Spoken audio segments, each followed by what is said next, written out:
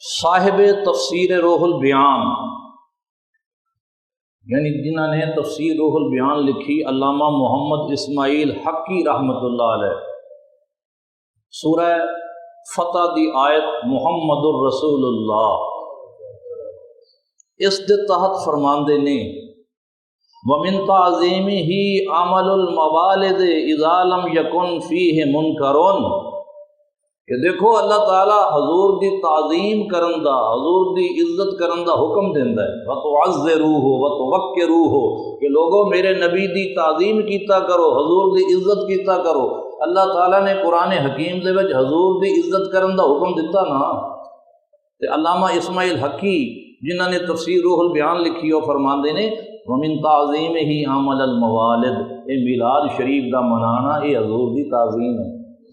رب کہندا ہے میرے نبی دی تعظیم کرو، عزت کرو، تو فرمایا میلاد شریف دا منانا یہ کم کرنا حضور دی عزت ہے، لیکن شرط یہ ہے اذا لم یکن فیہ منکر کہ جدوں اون دے وچ خلاف شرع کوئی حرکت نہ پائی جائے۔ میلاد دی محفل دے اندر کوئی ایسا کام نہ کیتا جائے کہ جڑا غیر شرعی ہوئے، اس دے اندر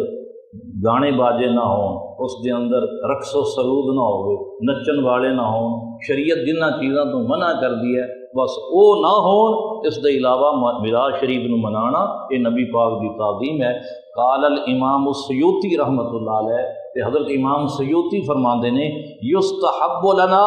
اظہار الشکر لمولدہ، کملی والے دی دنیا تے تشریف آوری دے اتے شکر دا اظہار کرنا یہ ساڈے لئی مستحب ہے۔